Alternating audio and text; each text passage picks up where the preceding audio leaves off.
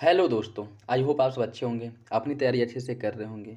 साथियों, जैसा कि आप लोगों को पता है कि यूपी पीसीएस का नया एग्ज़ाम डेट आ गया है, जो आरओ जिस दिन होने वाला था 22 और 23 दिसंबर को, उसी दिन अर्थात 22 तारीख को यूपी पीसीएस का पेपर होगा।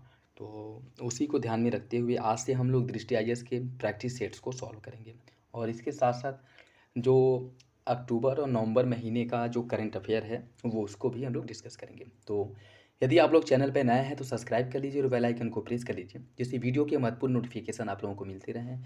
और यह प्रैक्टिस सेट्स आज से कंटिन्यू होगा, मतलब आज से जो है पर डे आपको प्रैक्टिस सेट्स देखने को मिलेंगे, जिसके अंतर्गत हम लोग जो इंपॉर्टेंट क्वेश्चंस हैं उनको डिस्कस करेंगे, चाहे वो करंट अफेयर के क्वेश्चंस हो या फिर जीएस के।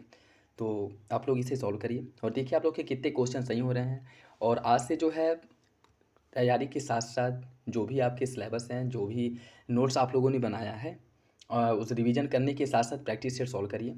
तो चलिए इसी के साथ वीडियो की शुरुआत करते हैं और वीडियो अगर अच्छा लगे तो लाइक ज़रूर कर दिया करें। चैनल पर नए हैं तो सब्सक्राइब कर ले और बेल आइकन को प्रेस कर ले, जिससे वीडियो के महत्वपूर्ण नोटिफिकेशन आप लोगों को मिलते रहें। और किसी भी क्वेश्चंस को लेकर के कोई डाउट हो, कन्फ्यूजन हो, कमेंट बॉक्स में कमेंट करके पूछ सकते हैं।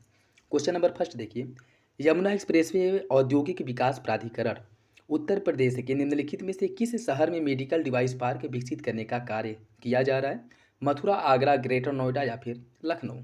इसका जो सही आंसर है वो हो जाएगा आपका ऑप्शन सी, ग्रेटर नोएडा में। ग्रेटर नोएडा में देखिए, यमुना एक्सप्रेसवे औद्योगिक विकास प्राधिकरण वीडा द्वारा ग्रेटर नोएडा में मेडिकल डिवाइस पार्क का विकास किया जा रहा है। और इस पार्क में कैंसर के उपचार, अगर ये भी पूछ ले कि इस जो यह जो मेडिकल पार्क है इसमें मुख्य रूप से किसका विकास किया जाएगा, या इसमें मुख्य रूप से जो सुविधाएँ होंगी वो किसकी होंगी, तो इसमें देखिए ज़्यादातर जो है कैंसर के उपचार के लिए गामा किरण सुविधा सहित अत्याधुनिक सुविधाएँ उपलब्ध कराई जाएँगी, जिसमें मुख्य रूप से कैंसर देखभाल हो गया, रेडियोलॉजी और तिबीबीन तकनीक के माध्यम से जो है इसका उपचार किया जाएगा। इसके साथ-साथ निश्चेतक सुविधा, हृदयवसन उपकरण और पेसमेकर और कोक्लियर इम्पल्सन जो है इसका मुख्य रूप से इसमें देखने को मिलेगा। ठीक है, तो कहाँ पे किया जा रहा है? ग्रेटर नोएडा में किया जा रहा है और यमुना एक्सप्रेसवे औद्योगिक विकास प्राधिकरण द्वारा किया जा रहा है। ठीक है, ऑप्शन सी इसका सही हो जाएगा। उत्तर प्रदेश के वित्त मंत्री सुरेश खन्ना ने 2024-25 के बजट में निम्नलिखित में से किस शहर में एयरो सिटी बनाने की घोषणा की थी? लखनऊ, कानपुर, प्रयागराज या फिर अयोध्या? इसका सही आंसर हो जाएगा ऑप्शन ए, लखनऊ में। लखनऊ में देखिए, इसमें जो है उत्तर प्रदेश का जो करंट अफेयर है वो और जीएस के क्वेश्चंस देखने को मिलेंगे। ठीक है, तो ऑप्शन ए इसका सही हो जाएगा, लखनऊ इसका सही हो जाएगा। उत्तर प्रदेश के वित्त मंत्री सुरेश खन्ना द्वारा यह घोषणा किया है कि लखनऊ अपना जो एयरो सिटी विकसित करने की तैयारी कर रहा है, वो कहाँ पे किया जाएगा? लखनऊ में किया जाएगा। ठीक है, ऑप्शन ए इसका सही हो जाएगा। हाल ही में उत्तर प्रदेश के मुख्यमंत्री द्वारा सूचित किए गए उत्तर प्रदेश भारत का ऐसा पहला राज्य बनने वाला है जिसके पास कितने विमानपत्तन होंगे? इसका सही आंसर हो जाएगा ऑप्शन सी, 21।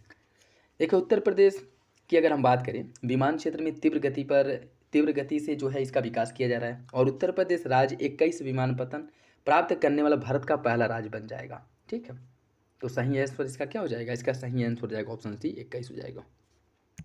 निम्नलिखित में से कौन सा कथन दादा भाई नौरोजी के बारे में सही नहीं है? उन्हें grand old man of India की उपाधि से जाना जाता है। उन्होंने poverty and un British rule in India नामक पुस्तक की रचना की थी। वह ब्रिटिश संसद के सदस्यों के रूप में चुने जाने वाले पहले भारतीय थे और उन्होंने 1885, 1893 और 1904 में 3 बार भारतीय राष्ट्रीय कांग्रेस के सत्र की अध्यक्षता की थी। कौन सा विकल्प इसमें से गलत है? देखिए, इसकी अगर हम बात करें, इसका जो सही आंसर है वो हो जाएगा ऑप्शन डी। ऑप्शन डी सही हो जाएगा, ऑप्शन डी सही हो जाएगा। अगर हम कांग्रेस की अध्यक्षता की बात करें, जिसकी जो दादा भाई नौरोजी द्वारा किया गया था, तो दादा भाई नौरोजी ने सबसे पहले 1886, उसके बाद 1893, 1906, ठीक है, में इसकी अध्यक्षता की थी। 1885 में नहीं, 1886 में। 1886 में अध्यक्षता की गई थी, 1893 में और फिर 1904 नहीं, 1906 में कांग्रेस की अध्यक्षता दादा भाई नौरोजी द्वारा किया गया था। ठीक है, तो चौथा गलत हो जाएगा। बाकी ए, बी और सी, यह तीनों विकल्प आपके सही हैं, डी गलत है। भारतीय रिजर्व बैंक आरबीआई द्वारा वित्तीय वर्ष 2022-23 के लिए निर्गत पंचायती राज संस्थाओं की वित्त रिपोर्ट के अनुसार निम्नलिखित में से किस राज्य की पंचायतों का अपने संबंधित राज्य के स्वयं के राजस्व में सबसे अधिक राजस्व हिस्सा है? तमिलनाडु, आंध्र प्रदेश, केरल या फिर उत्तर प्रदेश? इसका जो सही आंसर है वो हो जाएगा ऑप्शन डी, उत्तर प्रदेश का। ऑप्शन डी सही है। अपने जो कह सकते हैं कि जो राज्य है या फिर इसे पंचायती राज व्यवस्था है, उसमें कर राजस्व के रूप में जो हिस्सेदारी है, सबसे अधिक हिस्सेदारी है उत्तर प्रदेश की। ऑप्शन डी इसका सही हो जाएगा। सोलर सिटी परियोजना के तहत उत्तर प्रदेश का कौन सा शहर पहला सोलर सिटी होगा? सोलर सिटी परियोजना के अंतर्गत उत्तर प्रदेश का कौन सा शहर उत्तर प्रदेश का पहला सोलर सिटी के रूप में विकसित किया जाएगा? अयोध्या, कानपुर, मथुरा या फिर नोएडा? इसका सही आंसर हो जाएगा ऑप्शन ए, अयोध्या। हाल ही में उत्तर प्रदेश सरकार द्वारा अयोध्या और वाराणसी के साथ साथ जो है 17 प्रमुख राज्यों को सौर शहर के रूप में विकसित करने की योजना का अनावरण किया गया, जिसमें पहला जो सौर सिटी के रूप में या पहला जो सौर शहर के रूप में जिसका विकास किया जाएगा वह अयोध्या होगा। और ऐसे टोटल 21 शहरों का सोलर सिटी के रूप में विकास किया जाएगा, ठीक है, जिसमें अयोध्या पहला सिटी है। तो सही आंसर क्या हो जाएगा? ऑप्शन ए इसका सही है। और अयोध्या में पहले से ही 14 मेगावाट सौर ऊर्जा का उल्लेखनीय जो उत्पादन है वो किया जा रहा है। इसके साथ साथ 40 मेगावाट क्षमता पहले ही स्थापित हो चुका है और जल्द ही जो है सोलर सिटी के रूप में भी इसका विकास कर दिया जाएगा, ठीक है। और इसके साथ साथ अयोध्या में सौर शहर परियोजना में 2500 से अधिक सौर ऊर्जा चलित स्ट्रीट लाइट लगाई जाएंगी, जो शहर की संवहनीयता के प्रति प्रतिबद्धता को रेखांकित करेगा, ठीक है। तो ऑप्शन ए हो जाएगा, अयोध्या पहला होगा और ऐसे टोटल 21 शहरों का विकास किया जाएगा। ऑप्शन ए इसका सही हो जाएगा। हाल ही में पहले स्किल इंडिया सेंटर SIC का उद्घाटन किस शहर में किया गया है? इंदौर मध्य प्रदेश, कानपुर उत्तर प्रदेश, संबलपुर उड़ीसा या फिर देहरादून उत्तराखंड? इसका जो सही आंसर है वो है ऑप्शन सी, संबलपुर उड़ीसा में। हाल ही में केंद्रीय शिक्षा और कौशल विकास एवं उद्यमिता मंत्री ने ओडिशा के संबलपुर में देश के पहले स्किल इंडिया सेंटर का उद्घाटन किया है और यह भारत के युवाओं के कौशल को बढ़ाने की सही दिशा में एक महत्वपूर्ण कदम है। तो सही आंसर क्या हो जाएगा? Option C. हाल ही में प्रधानमंत्री ने किस शहर में कल्की धाम मंदिर की आधारशिला रखी है? संभल, अयोध्या, बिजनौर या फिर सीतापुर? इसका सही आंसर क्या है? इसका सही आंसर हो जाएगा ऑप्शन ए, संभल में। हिंदू धार्मिक ग्रंथों के अनुसार भगवान विष्णु धर्म की पुनर्स्थापना करने के लिए अवतरित हुए थे और कल की अवतार को कलयुग के अंत में अवतरित होने वाला 24वां अवतार बताया गया है। मतलब जिसमें ये कहा गया था कि जो कलयुग का अंत करने के लिए, जब कलयुग में बहुत ज़्यादा अत्याचार बढ़ जाएंगे तो अंत करने के लिए भगवान विष्णु का 24वां अवतार होगा, जो कल्कि के रूप में होगा, ठीक है। तो याद रखिएगा, यह भगवान विष्णु का 24वां अवतार होगा और यह कल्कि के रूप में होगा, ठीक है। और शास्त्रों में जो भगवान विष्णु हैं इनके 24 अवतारों का वर्णन भी मिलता है। 23 पहले ही पृथ्वी पर अवतरित हो चुके हैं और कल्कि जो है यह इन्हें कलयुग का देवता बताया गया है, ठीक है। तो कल्कि धाम की जो आधारशिला रखी गई है यह संभल में रखी गई है। ऑप्शन ए इसका सही हो जाएगा, ठीक है। अत्यावश्यक सेवा साधारण अधिनियम निम्नलिखित में से किस वर्ष पारित किया गया था? 1965, 1968, 1986 या फिर 1956? इसका सही आंसर क्या होगा? इसका जो सही आंसर है वो हो जाएगा ऑप्शन बी, 1968 में। 1968 में, ठीक है। अत्यावश्यक सेवा संधारण अधिनियम 1968 में पारित हुआ था, ऑप्शन बी। नेक्स्ट देखिए, इसमें सूची फर्स्ट को सूची सेकंड से सम्मिलित करना है। सूची फर्स्ट को सूची सेकंड से सम्मिलित करना है। औद्योगिक गतिविधि और स्थान दिया है। इसमें अगर हम देखें ग्रीन अमोनिया प्लांट यह कहाँ पे लगाया जाएगा? ग्रीन अमोनिया प्लांट की जो स्थापना की जाएगी गोरखपुर में किया जाएगा। उसके साथ साथ मेगा फूड पार्क का स्थापना हो जाएगा कन्नौज में, और रिवाल्वर फैक्ट्री या बरेली में, और परफ्यूम पार्क है हरदोई में। परफ्यूम पार्क कहाँ पे है? हरदोई में है, ठीक है। एक सेकेंड, इसमें देखिए ग्रीन अमोनिया प्लांट गोरखपुर में स्थापित होगा, ठीक है। मेगा फूड पार्क का स्थापना किया जाएगा बरेली में, ठीक है। मेगा फूड पार्क का स्थापना बरेली में होगा। रिवाल्वर फैक्ट्री जो है, रिवाल्वर फैक्ट्री की अगर हम बात करें तो यह हरदोई में रिवाल्वर फैक्ट्री का स्थापना किया जाएगा, और परफ्यूम पार्क का स्थापना हो जाएगा कन्नौज में, ठीक, कन्नौज में। तो green ammonia plant Gorakhpur, mega food park Bareilly, revolver factory Hardoi और परफ्यूम पार्क कन्नौज। सही आंसर हो जाएगा 4132, ऑप्शन बी, 4132, ऑप्शन बी इसका सही हो जाएगा। निम्नलिखित में से कौन सा जिला उत्तर प्रदेश के रक्षा औद्योगिक गलियारे के 6 नोड्स का हिस्सा नहीं है? अलीगढ़, आगरा, कानपुर या फिर खुर्जा? इसका सही आंसर क्या होगा? देखिए इसका जो सही आंसर है वो हो जाएगा ऑप्शन डी, खुर्जा। खुर्जा जो है यह इसका भाग नहीं है, ठीक है। खुर्जा इसका भाग नहीं है। इसमें अगर हम बात करें, इसमें इस 6 जो नोड्स हैं इसके अंतर्गत कौन कौन शामिल होगा? अलीगढ़ है, अलीगढ़, कानपुर और आगरा। अलीगढ़, कानपुर, आगरा है। इसके साथ साथ इसमें चित्रकूट है, चित्रकूट है, झांसी है, झांसी है और लखनऊ है, ठीक है। आगरा, आगरा, अलीगढ़, कानपुर, चित्रकूट, झांसी, लखनऊ, ये 6 जो है नोट्स इसके अंतर्गत शामिल हैं। खुर्जा इसमें शामिल नहीं है। उत्तर प्रदेश के वर्ष 2024-25 के बजट में कुल राजकोषीय घाटे का अनुमान कितना लगाया गया है? 2.74, 3.46, 4.56 या फिर 5.41%। इसका सही आंसर क्या होगा? इसका जो सही आंसर साथियों वो हो जाएगा आपका ऑप्शन बी, 3.46%। ऑप्शन बी सही है।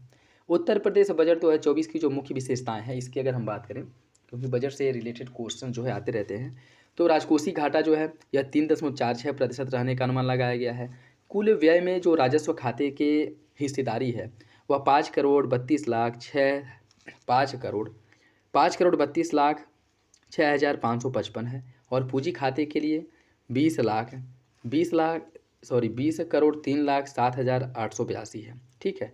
समेकित निधि की जो प्राप्ति से कुल व्यय घाटे के बाद बजट में 15,103.89 करोड़ रुपये घाटा अनुमानित किया गया है। और यह जो पेश किया गया था बजट सुरेश खन्ना द्वारा, जो उत्तर प्रदेश के वित्त मंत्री हैं, इनके द्वारा पेश किया गया था। और 24-25 के लिए 7.46 लाख करोड़ रुपये का रिकॉर्ड बजट पेश किया गया था। जो 2024-25 का बजट था वह 7.46 लाख करोड़ का बजट था। ठीक है। ऑप्शन बी इसका सही है। जो राजकोषीय घाटा है वह 3.46% रहने का अनुमान लगाया गया है। ऑप्शन बी हो जाएगा। राज्य व्यापार सुधार कार्य योजना स्टेट BRAP 2019 के आधार पर कारोबार में सुगमता के मामले में उत्तर प्रदेश का पदक्रम क्या है? जो ease of doing business index है उसमें उत्तर प्रदेश की रैंकिंग क्या है? इसमें जो है उत्तर प्रदेश दूसरे नंबर पे है। ऑप्शन बी हो जाएगा। उत्तर प्रदेश इसमें दूसरे नंबर पे है। ऑप्शन बी सही हो जाएगा। निराश्रित महिला पेंशन योजना के तहत उत्तर प्रदेश सरकार द्वारा निराश्रित महिलाओं को पेंशन के रूप में कितनी राशि दी जाती है? 500, 1000, 1500 या फिर 2000। इसका सही आंसर क्या होगा? इसका जो सही आंसर साथियों वो हो जाएगा आपका ऑप्शन, देखिए इसका जो सही आंसर है, इसका सही आंसर हो जाएगा आपका ऑप्शन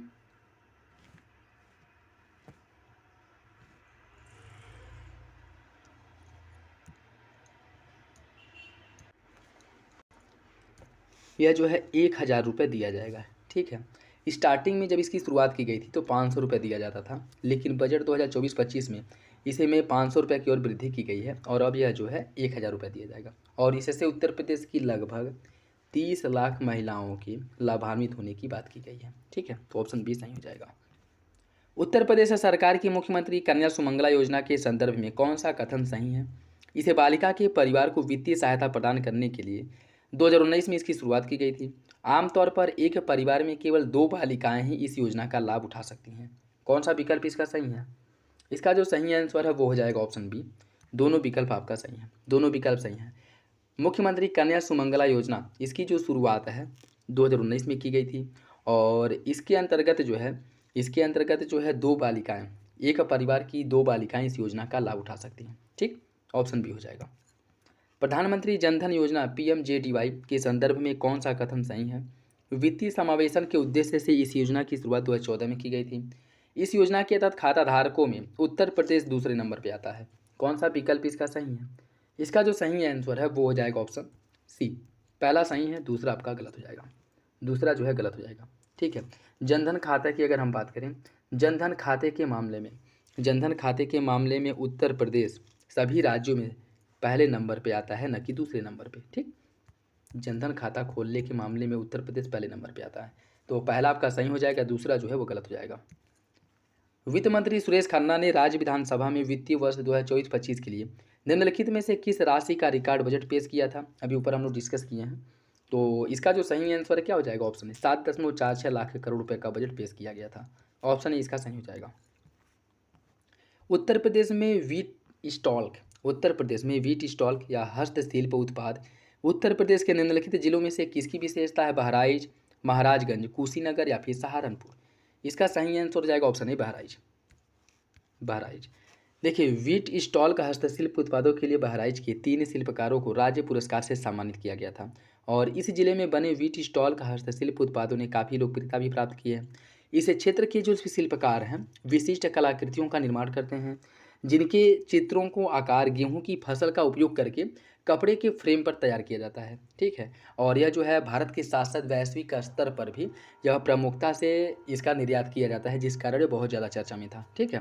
तो जो आपका व्हीट स्टॉल का हस्तशिल्प है, इसका जो उत्पादन है या इसका जो निर्माण किया जाता है बहराइच में होता है। ऑप्शन ए सही हो जाएगा। निम्नलिखित में से कौन सा जिला प्रसिद्ध सही जिला जो है प्रसिद्ध सही सुमिलित है, वो बताना है। बांदा या लकड़ी के खिलौने के लिए फेमस है, चित्रकूट सजर स्टोन क्राफ्ट के लिए, बलिया बिंदी के लिए, कुशीनगर सिरेमिक उत्पाद के लिए। कौन सा विकल्प इसमें से सही है? इसका जो सही आंसर है वो हो जाएगा ऑप्शन सी, बलिया बिंदी के लिए सही है, बाकी गलत है। बांदा की अगर हम बात करें तो यह सजर स्टोन क्राफ्ट के लिए प्रसिद्ध है। बांदा सजर स्टोन क्राफ्ट के लिए प्रसिद्ध है, चित्रकूट लकड़ी के खिलौने के लिए, बुलंदशहर सिरेमिक उत्पाद के लिए, और कुशीनगर जो है केले के रेशे से बने उत्पाद के लिए कुशीनगर प्रसिद्ध। और ये सभी जो है एक जिला एक उत्पाद के अंतर्गत भी इन जिलों में शामिल हैं। ठीक है। तो याद रखिएगा ऑप्शन सी सही हो जाएगा। उत्तर प्रदेश लोकायुक्त और उप लोकायुक्त संशोधन विधेयक 2024 को हाल ही में उत्तर प्रदेश विधानसभा द्वारा पारित किया गया। इस विधेयक में निम्नलिखित में से कौन सा संशोधन किया गया है? लोकायुक्त और उप लोकायुक्त कार्यकाल, लोकायुक्त और उप लोकायुक्त कार्यकाल जो है 8 वर्ष से घटा करके 5 वर्ष कर दिया गया है। और इन पदों की जो अधिकतम आयु है वह घटा करके 62 वर्ष कर दी गई है। लोकायुक्त के बारे में जो उत्तर प्रदेश में 2024 में संशोधन किया गया था, इसके संदर्भ में कौन सा विकल्प सही है यह बता रहा है। देखिए इसका जो सही आंसर वो हो जाएगा ऑप्शन सी, पहला सही है दूसरा गलत है। उत्तर प्रदेश जो लोकायुक्त और उप लोकायुक्त विधेयक 2024 इसे विधानसभा द्वारा पारित किया गया था, उसके बाद जो है इसे मंजूरी मिल गई थी। और इसके अंतर्गत जो है लोकायुक्त और उप लोकायुक्त का कार्यकाल 8 वर्ष से घटा करके 5 वर्ष कर दिया गया है। ठीक है, 8 वर्ष से घटा करके 5 वर्ष कर दिया गया है। और इसके अतिरिक्त इन पदों के लिए जो अधिकतम आयु निर्धारित की गई है वह 62 वर्ष नहीं बल्कि 70 वर्ष निर्धारित की गई है। ठीक है। तो पहला आपका सही हो जाएगा, दूसरा गलत है। 1833 के चार्टर अधिनियम के संदर्भ में निम्नलिखित में से कौन सा कथन सही है? इसने भारत के साथ व्यापार पर कंपनी के एकाधिकार को समाप्त कर दिया। इसने प्रेसिडेंसियों को विधि निर्माण की शक्ति से वंचित कर दिया और विधायी शक्ति को गवर्नर जनरल और उसकी परिषद को सौंप दिया। कौन सा विकल्प इसका सही होगा? इसका जो सही आंसर है वो हो जाएगा ऑप्शन बी, दूसरा सही है, पहला गलत है। इसने भारत के साथ व्यापार पर कंपनी के एकाधिकार को समाप्त कर दिया, यह गलत है। देखिए इसकी अगर हम बात करें 1813 के चार्टर एक्ट द्वारा भारत के साथ व्यापार, जो कंपनी का व्यापार था उसका जो मतलब एकाधिकार था, इसको समाप्त कर दिया गया था, न कि 1833 के चार्टर एक्ट के तहत चीन के व्यापार पर कंपनी के एकाधिकार को समाप्त कर दिया गया था। 1813 के चार्टर एक्ट में क्या था कि चीन और चाय के साथ व्यापार को छोड़ करके कंपनी का जो व्यापार पर एकाधिकार था उसको समाप्त कर दिया गया था। और आगे चल कर के 1833 के एक्ट द्वारा पूर्ण रूप से जो कंपनी का एकाधिकार था उसको समाप्त कर दिया गया था। चीन और चाय के साथ जो उनका एकाधिकार था, जिस 1813 के चार्टर एक्ट में प्रदान किया गया था या फिर से उसको बनाए रखा गया था, उसको भी 1833 के चार्टर एक्ट में समाप्त कर दिया गया था। ठीक है। तो इसका जो सही आंसर है वो हो जाएगा आपका ऑप्शन बी। 1922 में असहयोग आंदोलन के अचानक समाप्त होने का कारण कौन सी प्रमुख घटना थी? चौरी चौरा, जलियांवाला बाग हत्याकांड, दांडी मार्च या फिर भारत छोड़ो आंदोलन। इसका सही आंसर है ऑप्शन ए, चौरी चौरा घटना। ठीक है, जिस कारण जो है असहयोग आंदोलन को महात्मा गांधी ने वापस ले लिया था। चौरी चौरा गोरखपुर में जो ये है आपका एक जिला है, गोरखपुर का एक स्थान है गोरखपुर जिले में, जहाँ पर पुलिस थाने में आग लगा दी गई थी, जिसमें 22 पुलिसकर्मी जल करके मर गए थे। जिसके बाद जो है हिंसा और ज़्यादा न बढ़े, इसको ध्यान में रखते हुए महात्मा गांधी ने असहयोग आंदोलन को स्थगित कर दिया था। ऑप्शन हो जाएगा। और ये घटना कब घटित हुई थी? 22 लोग मरे थे, हुआ था कब? 1922 में। ठीक। 1849 में परमहंस मंडली का गठन निम्नलिखित में से किस सुधारक ने किया था? आरजी भंडारकर, स्वामी विवेकानंद, ईश्वरचंद विद्यासागर या फिर दादोबा पांडुरंग। इसका सही आंसर क्या है? इसका जो सही आंसर है वो हो जाएगा ऑप्शन डी, दादोबा पांडुरंग। 19वीं शताब्दी के दौरान पश्चिम भारत में कई महत्वपूर्ण सुधार किए गए। केटी तेलंग, वीएन मांडलिक और आरजी भंडारकर जैसे सुधारक ने भारत के अतीत के संबंध में कई कार्य किए। इसके साथ साथ करसन दास तुलजी और दादोबा पांडुरंग, इनके जैसे अन्य लोगों ने मिलकर के जाति व्यवस्था जैसे सामाजिक मुद्दों का प्रत्यक्ष तौर पर विरोध किया था। इसके साथ 1844 में मानव धर्म सभा और 1849 में परमहंस मंडली की स्थापना की गई। यह मंडली गुप्त रूप से संचालित होती थी। इसके सदस्य सभी जातिगत भेदभावों को तोड़ने या फिर इससे बाहर आने की संकल्प लेते थे और जो है इसमें सुधार की कल्पना करते थे। इसके साथ साथ एकेश्वरवाद में विश्वास करते थे, जाति व्यवस्था का विरोध करते थे। ठीक है, और इस मंडली में महिला शिक्षा और विधवा पुनर्विवाह की को भी समर्थन दिया गया था। महिला शिक्षा और विधवा पुनर्विवाह को समर्थन दिया गया था। और 1860 के बाद संगठन का पतन हो गया क्योंकि इसकी सदस्यता और गतिविधि कम हो गई थी। ठीक है, तो याद रखिएगा दाडोबा पांडुरंग, ऑप्शन डी हो जाएगा। निम्नलिखित में से कौन सा संगठन 1930 में चटगांव शस्त्रागार पर छापे के लिए जिम्मेदार है? United Patriotic Association, Indian Republican Army, Abhinav Bharat. इसका सही आंसर क्या होगा? देखिए, इसका जो सही आंसर है वो हो जाएगा option B, Indian Republican army द्वारा। यह जो है जो चटगांव शस्त्रागार पर छापा मारा गया था, इसे लूटा गया था, यह 1930 की घटना है और इंडियन रिपब्लिकन आर्मी द्वारा इसे लूटा गया था। और उस समय की अगर हम बात करें, यह मुख्य रूप से एक क्रांतिकारी एक संगठन था, इंडियन रिपब्लिकन आर्मी, जिसके द्वारा यह एक्टिविटी की गई थी। और इसमें कौन कौन शामिल थे? इसमें गणेश घोष, लोकनाथ बल, अंबिका चक्रवर्ती, हरिगोपाल, ये सभी लोग जो है इसमें मुख्य रूप से शामिल थे। ठीक है, ऑप्शन भी हो जाएगा। और यह इसका निर्माण अगर पूछ ले कि किसने किया था इसका स्थापना, तो सूर्यसेन या जिसे मास्टर दा के नाम से जाना जाता था, उनके द्वारा इसका गठन किया गया था। ऑप्शन भी सही हो जाएगा। निम्नलिखित में से कौन गवर्नर जनरल को भारतीय प्रेस का मुक्तिदाता कहा जाता है? इसका सही आंसर जो है वो हो जाएगा option D, Metcalfe. Charles Metcalfe को भारत में प्रेस का मुक्तिदाता माना जाता है। मेटकॉफ जो 1835 से 1836 स्वतंत्र प्रेस के समर्थक था और इसने 1823 के नियमों को निरस्त कर दिया। मेटकॉफ के प्रेस अधिनियम में प्रकाशकों को केवल अपने प्रकाशक का स्थान घोषित करने की आवश्यकता होती थी कि कहाँ पे इसका जो है इस प्रेस का स्थापना कहाँ पे किया गया है, फिर से जो पत्रिका या फिर समाचार का जो प्रकाशन किया जाता है किस जगह से किया जाता है, बस यही बताना होता था। ठीक है, तो बहुत ज़्यादा जो प्रेस की स्वतंत्रता जो है इसको बहुत अधिक बढ़ा दिया गया था। ठीक है, जिस कारण जो है मेटकॉफ को भारतीय प्रेस का मुक्तिदाता कहा जाता है। सही आंसर हो जाएगा आपका ऑप्शन डी। और जेम्स अगस्टस हिक्की द्वारा 1780 में भारत का पहला समाचार पत्र द बंगाल गजट के नाम से प्रकाशित किया गया था। ये भी याद रखिएगा, ऑप्शन डी हो जाएगा इसका। फराजी आंदोलन के संदर्भ में निम्नलिखित में से कौन सा कथन सही है?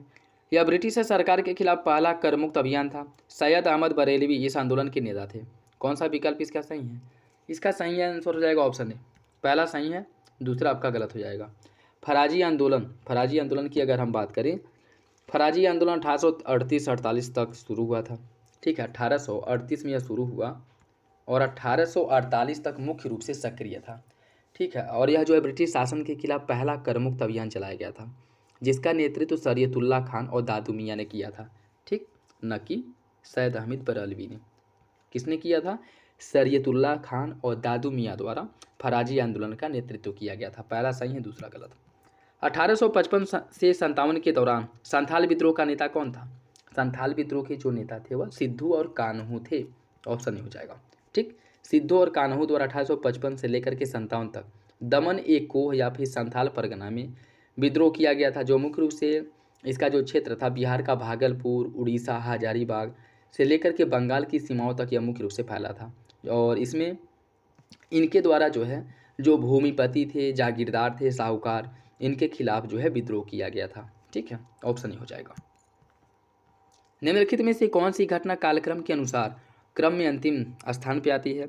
आत्मीय सभा का गठन, बंगाल सती विनिमय अधिनियम, विधवा पुनर्विवाह अधिनियम या फिर वुड डिस्पैच घोषणा पत्र। इन्हें जो है कालक्रम में कौन जो है अंतिम स्थान पर आता है ये बताना है। देखिए, इसकी अगर हम बात करें, इस कालक्रम की दृष्टि से अंतिम स्थान पर आ जाएगा आपका विधवा पुनर्विवाह। ठीक, आत्मीय सभा का गठन जो है राजा राम मोहन राय द्वारा कब किया गया था? 1814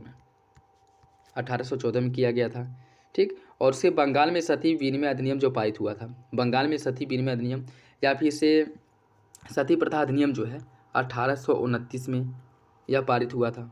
ठीक है, और विधवा पुनर्विवाह अधिनियम, वुड डिस्पैच विधवा पुनर्विवाह अधिनियम की अगर हम बात करें, यह ईश्वरचंद्र विद्यासागर के प्रयास से इसे पारित करवाया गया था और यह जो पारित हुआ था 1856 में हुआ था।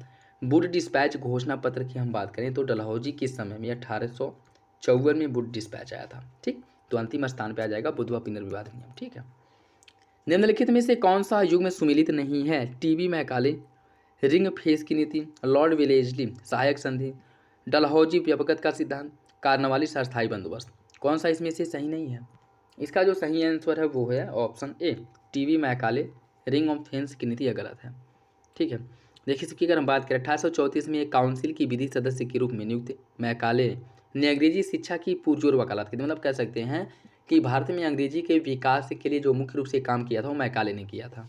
ठीक है, और जो रिंग ऑफ फेंस की नीति है, रिंग ऑफ फेंस की नीति का जनक जो माना जाता है यह वारेन हेस्टिंग्स को माना जाता है। किसे माना जाता है? वारेन हेस्टिंग्स को।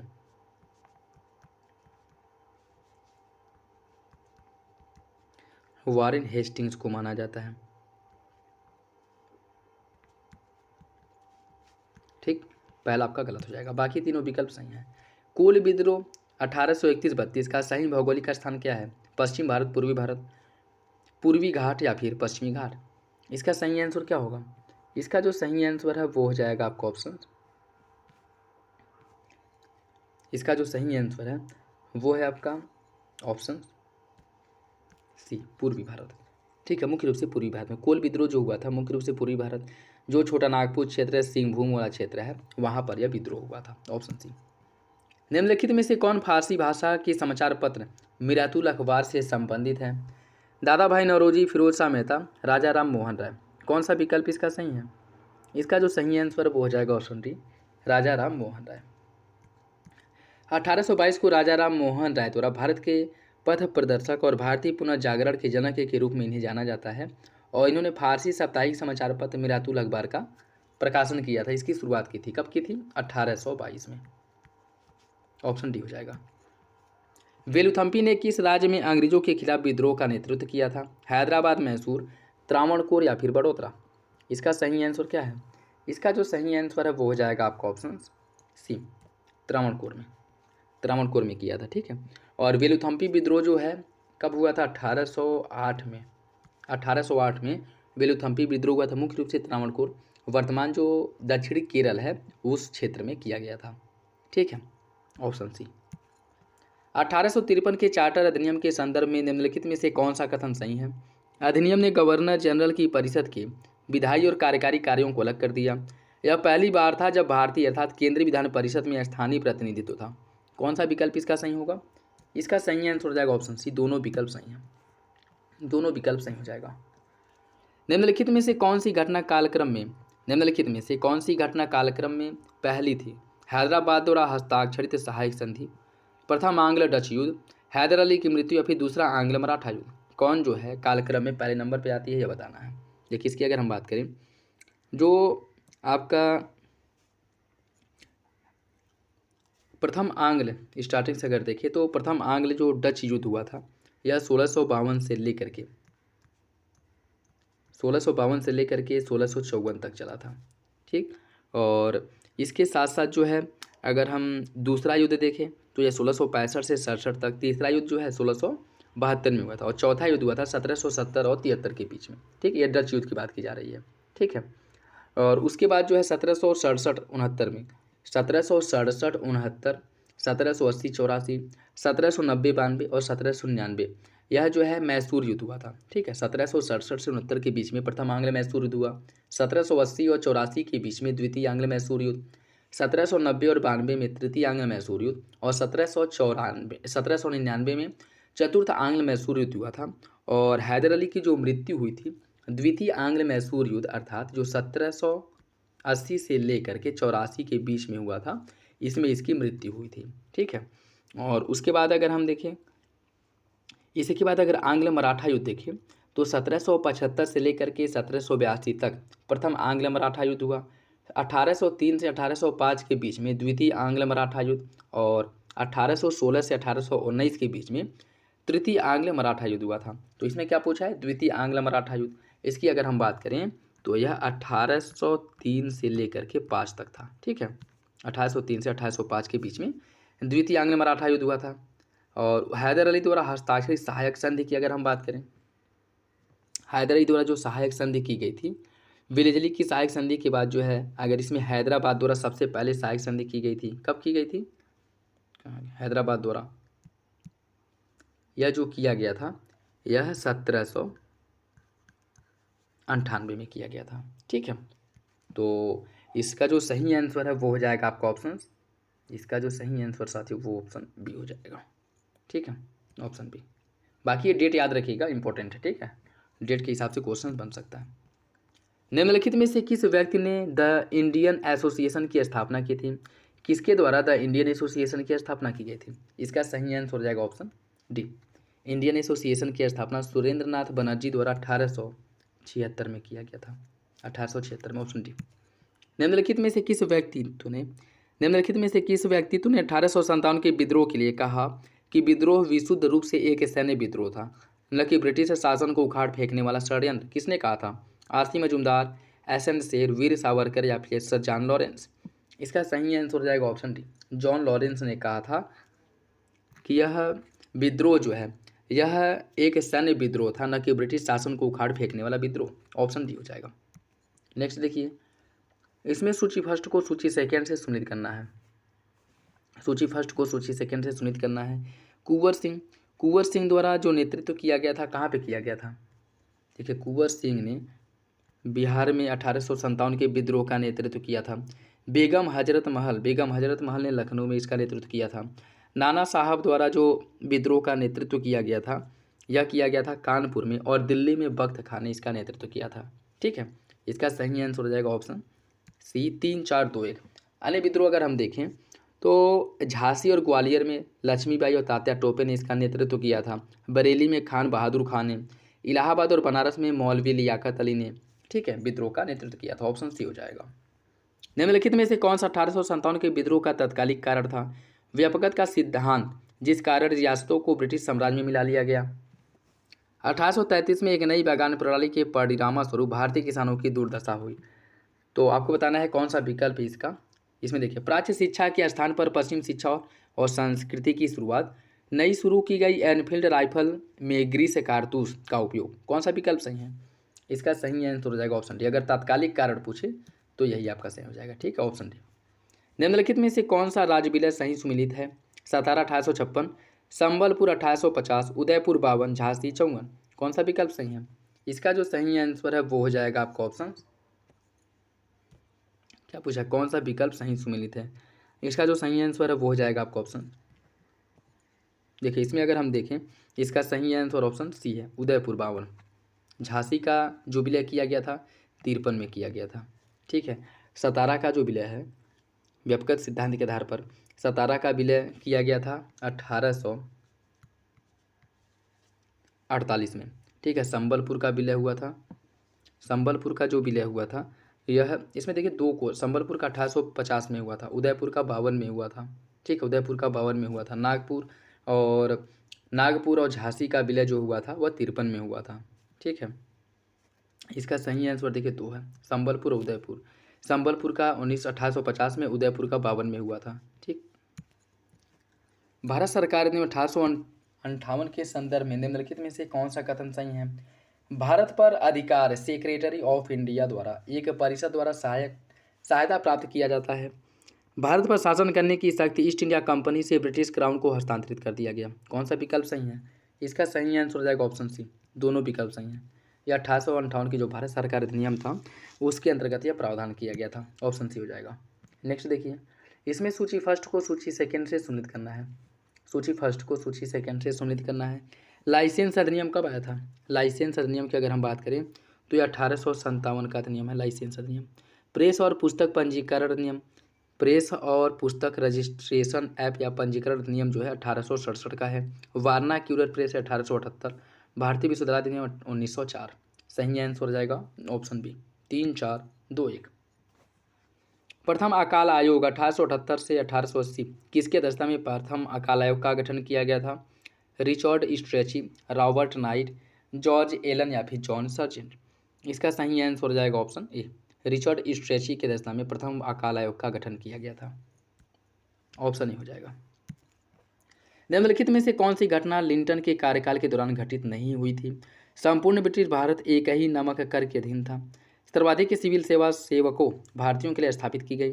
न्यायपालिका में भेदभाव को समाप्त करने के लिए इल्बर्ट बिल प्रस्तुत किया गया। अंग्रेजों ने अफगानिस्तान के शासक याकूब खान के साथ गंडमक की संधि की। कौन सा विकल्प जो है इसमें से गलत है?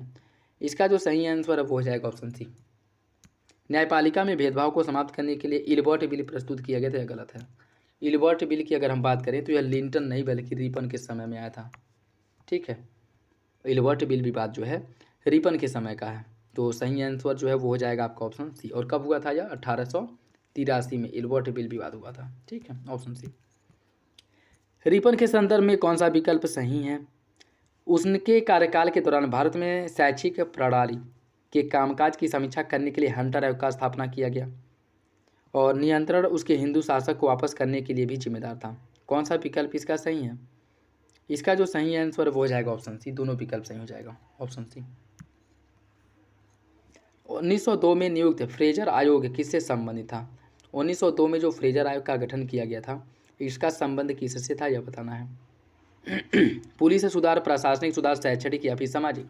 इसका सही आंसर है ऑप्शन ए। पुलिस सुधार के लिए फ्रेजर आयोग का गठन किया गया था 1902 में। ऑप्शन ए हो जाएगा। कलकत्ता निगम अधिनियम 1899 के संदर्भ में कौन सा विकल्प सही है? इस अधिनियम ने नामांकित अधिकारियों की संख्या में वृद्धि की एवं निर्वाचित अधिकारियों की संख्या कम कर दी। इसे स्थानीय स्वशासन को मजबूत करने के लिए प्रस्तुत किया गया था। स्थानीय स्वशासन को मजबूत करने के लिए प्रस्तुत किया गया था। कौन सा विकल्प इसका सही है? इसका जो सही आंसर है वो हो जाएगा ऑप्शन ए। पहला सही है, दूसरा गलत है। पहला सही हो जाएगा, दूसरा जो है गलत है। इस अधिनियम की अगर हम बात करें तो स्थानीय स्वशासन की भावना के विरुद्ध था और मजबूत केंद्रीकरण की प्रवृत्ति को बढ़ावा देने के लिए यह लाया गया था। ठीक है, और जबकि इसमें क्या कह रहा है कि स्थानीय स्वशासन को मजबूत करने के लिए नहीं, स्थानीय स्वशासन को कमज़ोर करने के लिए, स्थानीय स्वशासन को कमज़ोर और केंद्रीकरण को सशक्त करने के लिए जो है लाया गया था। ठीक है, पहला सही हो जाएगा, दूसरा गलत है।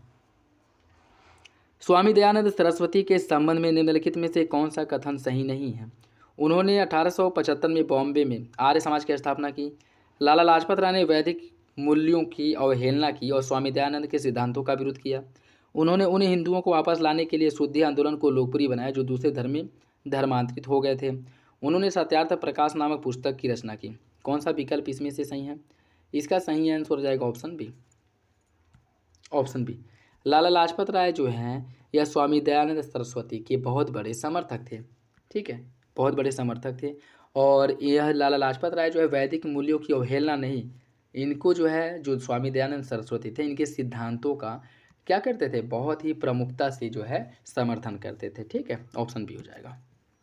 फ्रांसिस्को डी अल्मेडा के संदर्भ में कौन सा विकल्प सही है? वह पुर्तगाल के राजा दारा 10 की अवधि के लिए, दारा अर्थात 10 वर्ष की अवधि के लिए पुर्तगाली गवर्नर बनकर के भारत में आया था। वह कार्टेज प्रणाली का अग्रणी था, मतलब कार्टेज प्रणाली जारी करने वाला भारत में पहला गवर्नर जनरल था। कौन सा विकल्प इसका सही होगा? इसका जो सही आंसर है वो हो जाएगा ऑप्शन बी। दूसरा सही है, पहला गलत है। ठीक है, पहला गलत है।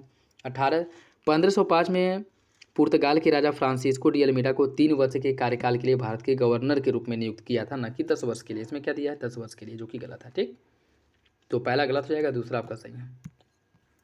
अल्फांसो डी अल्बुकर्क के संदर्भ में निम्नलिखित में से कौन सा कथन सही है? उसके द्वारा गोवा का अधिग्रहण सिकंदर महान के बाद से किसी यूरोपीय शक्ति द्वारा भारतीय क्षेत्र पर अधिग्रहण किया जाने वाला पहला उदाहरण है और उन्होंने सती प्रथा को समाप्त कर दिया था। कौन सा विकल्प इसका सही होगा? इसका सही आंसर है ऑप्शन सी।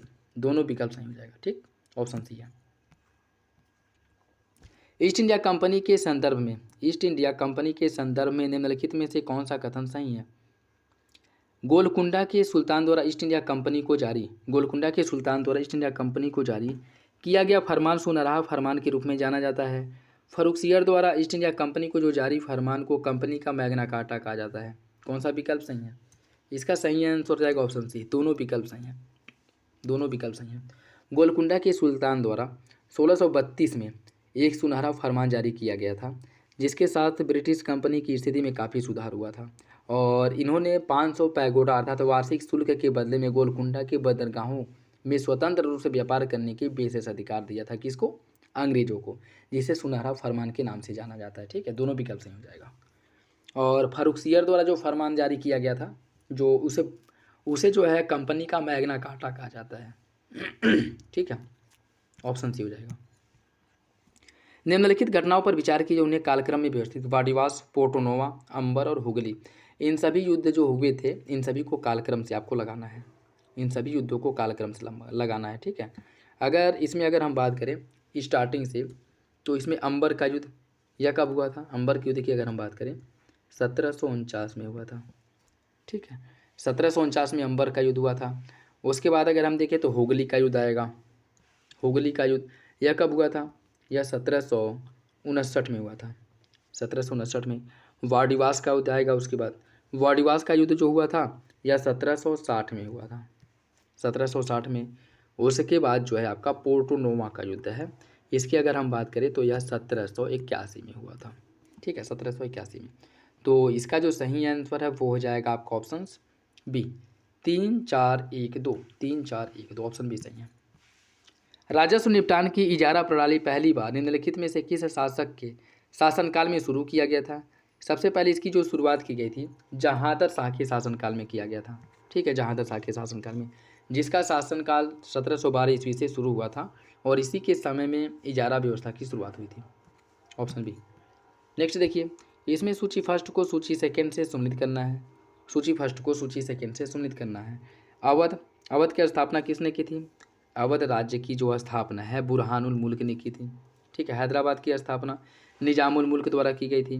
बंगाल की स्थापना मुर्शीद कुली खान ने की थी और केरल की स्थापना मार्तंड वर्मा ने की थी। सही आंसर हो जाएगा ऑप्शन सी, ठीक, ऑप्शन सी हो जाएगा। और इसमें भी नेक्स्ट देखिए, करनाल का प्रसिद्ध युद्ध किसके बीच में लड़ा गया था? नादिर शाह मोहम्मद शाह, अहमद शाह अब्दाली और शाह आलम द्वितीय, नादिर शाह और बहादुर शाह, अहमद शाह और जहांगीर शाह। इसका सही आंसर हो जाएगा ऑप्शन ए। करनाल का युद्ध जो है नादिर शाह और मोहम्मद शाह के बीच में हुआ था। कब हुआ था? 1739 में, ऑप्शन ए हो जाएगा।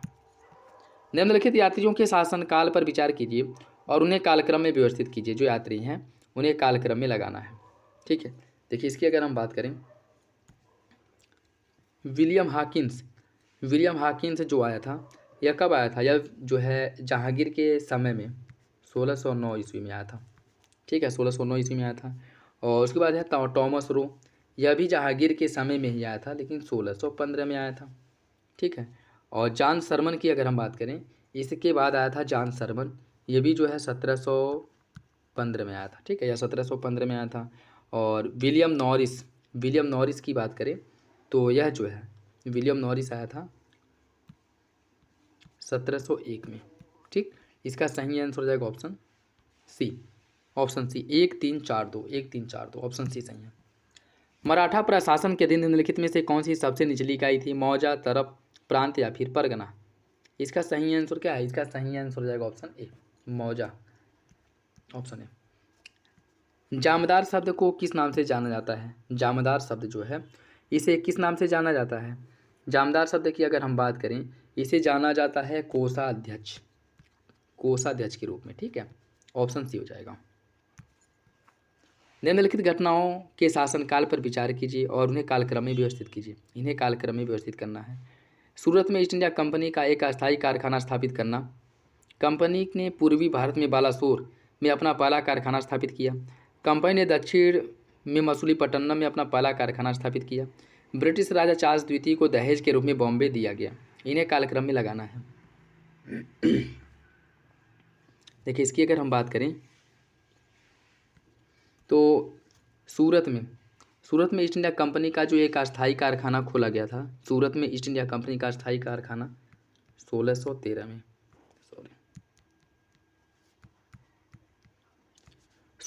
में खोला गया था। और इसके बाद जो है मसूलीपट्टनम में पहला कारखाना कंपनी, दक्षिण में मसूलीपट्टनम में पहला कारखाना जो खोला गया था, यह खोला गया था 1616 में खोला गया था। और जो पूर्वी भारत में पहला कारखाना खोला गया था, पूर्वी भारत में पहला कारखाना जो बालासोर उड़ीसा में खोला गया था, यह 1633 में खोला गया था, ठीक है। और चार्ल्स द्वितीय को दहेज के रूप में मुंबई जो प्राप्त हुआ था, यह 1662 में प्राप्त हुआ था, ठीक है। तो इसका जो सही आंसर वो हो जाएगा 1 3 2 4, ऑप्शन है 1 3 2 4। नेक्स्ट देखिए, British east India company Bharat में सफल रही जबकि फ्रांसीसी कंपनी असफल। ब्रिटिश ईस्ट इंडिया कंपनी एक निजी उद्यम थी, उसकी नौसेना फ्रांसीसी सेना से अधिक मजबूत थी। कौन सा विकल्प सही है? इसका जो सही आंसर वो हो जाएगा ऑप्शन डी। कथन और कारण दोनों से आर्य की सही व्याख्या करता है। निम्नलिखित में से किस मुगल शासक के शासन के दौरान प्लासी का युद्ध हुआ था? प्लासी का युद्ध किसके समय में हुआ था? अहमद शाह बहादुर, शाहजहां तृतीय, आलमगीर द्वितीय या फिर शाह आलम द्वितीय? किसके समय में हुआ था ये आपको बताना है। देखिए इसकी अगर हम बात करें, इसका जो सही आंसर है वो हो जाएगा ऑप्शन सी, आलमगीर द्वितीय के समय में। प्लासी का युद्ध जो है आलमगीर द्वितीय के समय में हुआ था। कब? 1757 में। 1757 में। ऑप्शन सी सही हो जाएगा। निम्नलिखित में से किसने फ्रांसीसी प्रशासन डुबले को नवाब की उपाधि दी थी? मुजफ्फर जंग, चंद साहिब, शिवाजी या फिर नासिर जंग? इसका सही आंसर क्या है? इसका सही आंसर हो जाएगा ऑप्शन ए, मुजफ्फर जंग ने। ऑप्शन ए सही है। निम्नलिखित में से कौन सी लड़ाई ब्रिटिश ईस्ट इंडिया कंपनी द्वारा भारत में अपने यूरोपीय प्रतिद्वंदियों के खिलाफ लड़ा गया अंतिम युद्ध था? इसका सही आंसर क्या होगा? देखिए इसकी अगर हम बात करें, इसका सही आंसर हो जाएगा ऑप्शन सी, वार्डिवास का जो युद्ध है जो 1760 में हुआ था। जो 1760 में हुआ था यह अंतिम युद्ध था। ठीक है, ऑप्शन सी हो जाएगा। मराठा शासन के संदर्भ में निम्नलिखित में से कौन सही है? अष्टप्रधान को उनकी सेवा के बदले में जागीर दी जाती थी। अष्टप्रधान के सभी अधिकारियों से अपेक्षा की जाती थी कि वे राज्य द्वारा आवश्यकता पड़ने पर सैन्य अभियान में भाग लें। कूट के हिसाब से सही आंसर का चयन करना है। इसका सही आंसर क्या है? इसमें क्या पूछा है कि कौन सा विकल्प सही है? इसका जो सही आंसर है वो हो जाएगा ऑप्शन डी, दोनों विकल्प गलत है। ठीक है, दोनों विकल्प आपका गलत हो जाएगा। इसमें अगर हम बात करें अष्टप्रधान की, अष्टप्रधान या राज्य के खजाने से इन्हें भुगतान किया जाता था, न कि जागीर प्राप्त होती थी। और शिवाजी के शासन के दौरान इनमें से अधिकांश पद न तो अस्थायी थे और न ही वंशानुगत। बाद में मुगल साम्राज्य में मनसबदारों के समान हो गए और पंडित राव न्यायाधीश को छोड़कर के सभी अधिकारियों से सैन्य अधिकार में या सैन्य अभियान में भाग लेने की उम्मीद की जाती थी। ठीक है, तो दोनों विकल्प आपका गलत हो जाएगा। निम्नलिखित में से कौन सा राजदूत औरंगजेब द्वारा दक्कन में शिवाजी के प्रभाव को दबाने और कुचलने के लिए नहीं भेजा गया था? शाइस्ता खां, अफजल खां, मिर्जा राजा जय सिंह या फिर उपरोक्त में से कोई नहीं? इसका सही आंसर हो जाएगा option B, Afzal Khan. Option B. निम्नलिखित में से किसने क्रिप्स मिशन के प्रस्ताव को एक पोस्ट डेटेड चेक के रूप में वर्णित किया था? किसने कहा था कि यह एक पोस्ट डेटेड चेक है? महात्मा गांधी ने। ऑप्शन सी हो जाएगा, महात्मा गांधी। स्वदेशी आंदोलन के दौरान निम्नलिखित में से किसने स्वदेश गीतांजलि लिखी थी? गीतांजलि की रचना जो है किसने की थी? वरम पिल्लई, सुब्रमण्यम भारती, रामलिंग अरिंगल या फिर मीनाक्षी सुंदरम पिल्लई? इसका सही आंसर हो जाएगा ऑप्शन बी, सुब्रमण्यम भारती। सुब्रमण्यम भारती ने। ऑप्शन बी सही है। भारतीय इतिहास के संदर्भ में 1909 के भारत परिषद अधिनियम के संदर्भ में कौन सा विकल्प सही है? सच्चिदानंद सिन्हा को वायसराय कार्यकारी परिषद में पहले भारतीय के रूप में नियुक्त किया गया। प्रस्ताव पारित करने और प्रश्न पूछने के लिए विधायिका की शक्ति बढ़ाई गई और संपूर्ण बजट जो है यह मतदान योग्य बनाया गया। कौन सा विकल्प इसका सही होगा? इसका सही आंसर ऑप्शन डी, दोनों विकल्प गलत है। ठीक है, दोनों विकल्प गलत हो जाएगा। इसकी अगर हम बात करें, इसमें देखिए वायसराय की कार्यकारी परिषद में एक भारतीय की नियुक्ति अनिवार्य थी, जिसमें सत्येंद्र सिन्हा 1909 में पहले भारतीय व्यक्ति हुए थे। कौन थे? सत्येंद्र सिन्हा, न कि सच्चिदानंद सिन्हा। ठीक है, सत्येंद्र सिन्हा थे, तो पहला आपका गलत हो जाएगा। और इसके अंतर्गत जो है केंद्रीय और प्रांतीय दोनों स्तरों पर विधायिकाओं की शक्ति का विस्तार किया गया, जिससे उन्हें प्रस्ताव पारित करने, प्रश्न और पूरक प्रश्न पूछने और व्यक्तिगत बजट मतों पर मतदान करने की अनुमति मिली। हालांकि संपूर्ण बजट पर मतदान नहीं दिया गया था। ठीक है, ये भी आपका गलत हो जाएगा। ऑप्शन डी सही है। भारतीय राष्ट्रीय कांग्रेस के निम्नलिखित में से किस सत्र के दौरान अखिल भारतीय युवा कांग्रेस अस्तित्व में आए थे? कानपुर अधिवेशन 1925, कलकत्ता अधिवेशन 1928, मद्रास अधिवेशन 1927 या फिर कराची अधिवेशन 1931? इसका सही आंसर क्या है? इसका सही आंसर हो जाएगा ऑप्शन बी, कलकत्ता अधिवेशन 1928। ठीक, ऑप्शन बी सही हो जाएगा। और कलकत्ता दिवस 1928 की इसकी जो अध्यक्षता है मोतीलाल नेहरू ने की थी और इसी समय अखिल भारतीय युवा कांग्रेस का गठन किया गया था। ठीक, ऑप्शन बी हो जाएगा। बाकी कानपुर दिवस 1925 इसकी अध्यक्षता की थी सरोजनी नायडू ने। और मद्रास अधिवेशन 1927, मद्रास अधिवेशन 1927 जो है 1927 में हुआ था। इसके साथ साथ जो है कराची अधिवेशन 1931 जिसकी अध्यक्षता वल्लभ भाई पटेल ने की थी और इसी में मौलिक अधिकारों और राष्ट्रीय आर्थिक कार्यक्रमों पर संकल्प पारित किया गया था। और गांधी इरविन समझौता जो हुआ था, इसको समर्थन भी इसी अधिवेशन में दिया गया था, कराची अधिवेशन में। ठीक है, इसका आंसर हो जाएगा ऑप्शन बी। निम्नलिखित नेताओं में से किसने गांधी की अहिंसक आंदोलन का विरोध करने के लिए भारत सेवक संघ आंदोलन का शुरुआत किया था? किसके द्वारा किया गया था? यह जो है पुलिन दास ने किया था। ठीक है, पुलिन दास ने कब किया था? 1894 में। निम्नलिखित में से कौन सा संगठन बर्रा डकैती के लिए जिम्मेदार है? निम्नलिखित में से कौन बर्रा डकैती के लिए जिम्मेदार है? इसका जो सही आंसर वो हो जाएगा ऑप्शन बी, अनुशीलन समिति। अनुशीलन समिति 1908 में क्रांतिकारी गतिविधियों के लिए धन जुटाने के लिए पुलिन दास के नेतृत्व में ढाका में अनुशीलन समिति द्वारा बर्रा डकैती का आयोजन किया गया था। ठीक है, इसको जो है बर्रा डकैती किया गया था कब? 1908 में, पुलिन दास के नेतृत्व में। ठीक है, ऑप्शन बी हो जाएगा। निम्नलिखित में से किस अधिनियम द्वारा भारत में पहली बार महिलाओं को सीमित मताधिकार की व्यवस्था दी गई थी? महिलाओं को पहली बार सीमित मताधिकार का जो अधिकार दिया गया था, किस अधिनियम के तहत दिया गया था? इन्हें यह अधिकार मानते हैं कि चेम्सफोर्ड सुधार 1919, ठीक है, 1919 के अंतर्गत दिया गया था। ठीक है, ऑप्शन बी हो जाएगा। वीओ चिदम्बरम पिल्लई के संदर्भ में निम्नलिखित में से कौन सा कथन सही है? उन्होंने मद्रास प्रांत में स्वदेशी स्टीम नेविगेशन कंपनी की स्थापना की। उन्होंने अन्य वकीलों के साथ मिलकर के स्वदेशी संगम का गठन किया। कौन सा विकल्प इसका सही होगा? कूट के हिसाब से आपको सही आंसर का चयन करना है। इसका जो सही आंसर साथियों वो हो जाएगा ऑप्शन सी, दोनों विकल्प सही हैं। ब्रिटिश भारत में स्वशासन को बढ़ावा देने के लिए भारतीय छात्रों के लिए एक केंद्र के रूप में लंदन में इंडियन होम रूल सोसाइटी की स्थापना किसने की थी? इंडियन होम रूल सोसाइटी की स्थापना श्यामजी कृष्ण वर्मा ने की थी। ऑप्शन बी इसका सही हो जाए, श्यामजी कृष्ण वर्मा द्वारा इसकी स्थापना की गई थी। ठीक, ऑप्शन बी हो जाएगा। और द इंडियन सोशियोलॉजिस्ट ने राष्ट्रवादी विचारों के लिए एक मंच के रूप में इसमें कार्य किया। और इंडियन होम रूल सोसाइटी ने उन्हें भारतीय ब्रिटिश शासन की आलोचना करने की अनुमति भी दी थी। ऑप्शन बी हो जाएगा। निम्नलिखित में से कौन सी घटना कालक्रम के अनुसार सबसे अंतिम स्थान पर आती है? कालक्रम के अनुसार सबसे अंतिम स्थान पर आती है कौन सी घटना? बरिशाल सम्मेलन, रामोसी किसान सेना का गठन, बर्रा डकैती या फिर होम रूल लीग आंदोलन? इसका जो सही आंसर वो हो जाएगा option D, home rule league आंदोलन। यह अंतिम स्थान पे आया था। ठीक है, बाकी बरिशाल सम्मेलन जो हुआ था कब हुआ था? यह 1906 में हुआ था। ठीक, ये देखिए जो डेट वाइज क्वेश्चन है ना वो इंपॉर्टेंट है, इनसे रिलेटेड क्वेश्चन जो है पूछता ही है। ठीक, तो आप लोग जो है जरूर डेट याद रखिएगा। जो ज़्यादातर ये है कि सभी डेट याद रखने की जरूरत नहीं, जो इंपॉर्टेंट है जिनसे क्वेश्चंस पूछे जाते हैं, बार बार पूछे गए हैं, वह डेट आप लोग जरूर याद रखिएगा। ठीक, बाकी रामोसी किसान सेना का जो गठन किया गया था, यह कब किया गया था? रामोसी किसान सेना का जो गठन है यह 1879 में किया गया था। ठीक है, और कब? बलवंत वासुदेव फड़के, इनके द्वारा जो है इसका गठन हुआ था। और बर्रा डकैती अभी ऊपर हम लोग इसके बारे में डिस्कस किए हैं, बर्रा डकैती के बारे में, तो ये तो आप लोगों को पता ही होगा। बर्रा डकैती जो हुआ था यह 1908 में हुआ था। ठीक है, और होम रूल लीग आंदोलन की जो शुरुआत की गई थी यह 1916 में की गई थी। ठीक, तो यह आपका अंतिम स्थान पे आ जाएगा। निम्नलिखित में से किस अधिनियम को गांधी ने काला अधिनियम कहा था? विस्फोटक पदार्थ अधिनियम, भारतीय प्रेस अधिनियम 1910, भारतीय समाचार पत्र 1908 या फिर गैर क्रांतिकारी अपराध अधिनियम 1919? इसका सही आंसर हो जाएगा ऑप्शन डी, गैर क्रांतिकारी अपराध अधिनियम 1919 को महात्मा गांधी ने काला अधिनियम कहा था। ऑप्शन डी हो जाएगा। बक्सर का युद्ध के संदर्भ में कौन सा विकल्प सही है? यह ब्रिटिश ईस्ट इंडिया कंपनी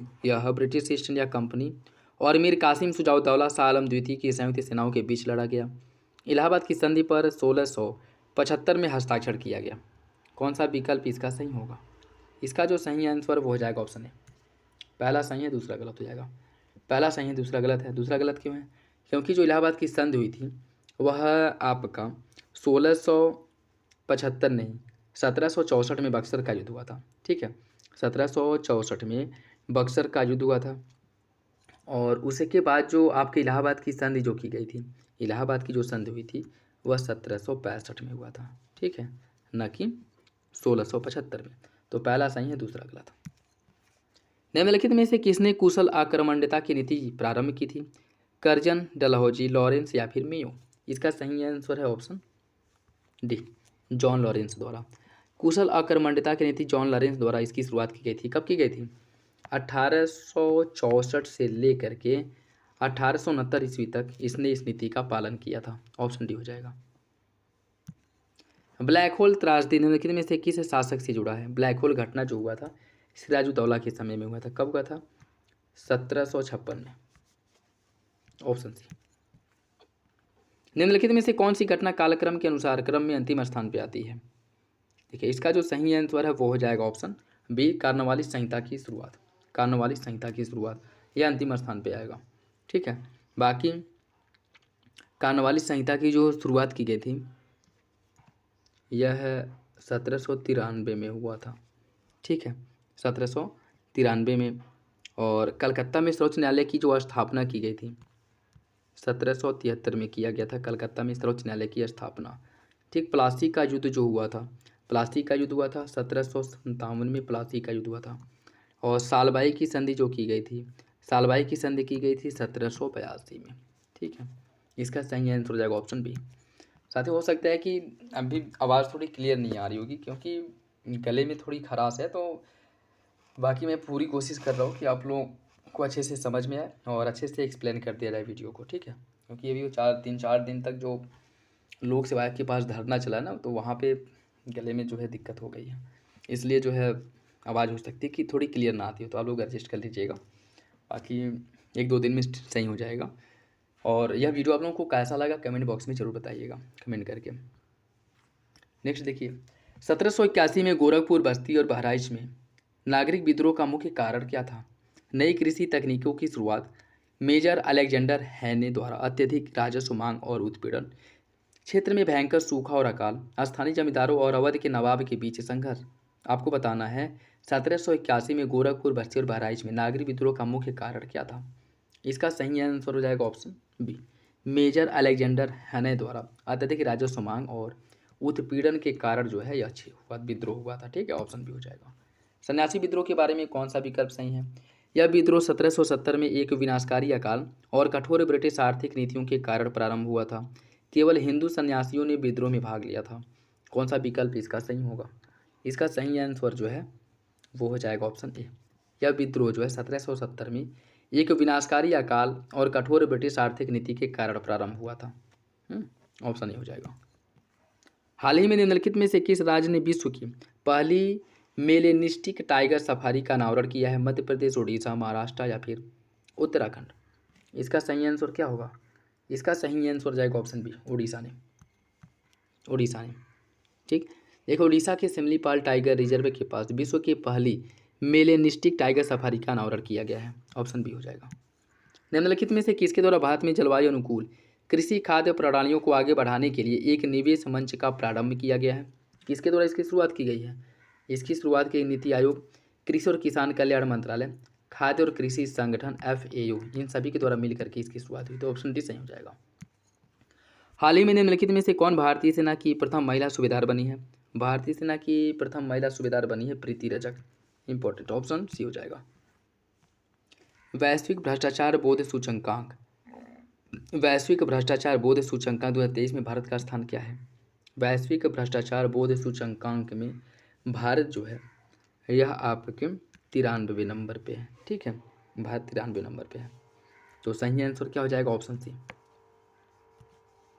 हाल ही में किस राज्य ने खेलो इंडिया गेम्स के 6ठे संस्करण में समग्र चैंपियनशिप को जीत लिया? महाराष्ट्र, तमिलनाडु, हरियाणा या फिर झारखंड? ऑप्शन है, महाराष्ट्र द्वारा इसे जीत लिया गया था। ठीक है, और इसकी अगर हम बात करें तो देश भर से लगभग 5,600 से अधिक एथलीटों ने इसमें भाग लिया था और 19 से लेकर के 31 जनवरी के बीच इसका आयोजन किया गया था। और इसका जो आयोजन है तमिलनाडु के 4 शहरों में चेन्नई, मदुरई, त्रिची और कोयम्बटूर में किया गया था, जिसमें महाराष्ट्र जो है पहले नंबर पे था। ठीक है, महाराष्ट्र पहले नंबर पे। और उसके साथ साथ अगर हम बात करें तो तमिलनाडु जिसके द्वारा इसका अनावरण किया मतलब आयोजन किया गया था वह दूसरे नंबर पे था।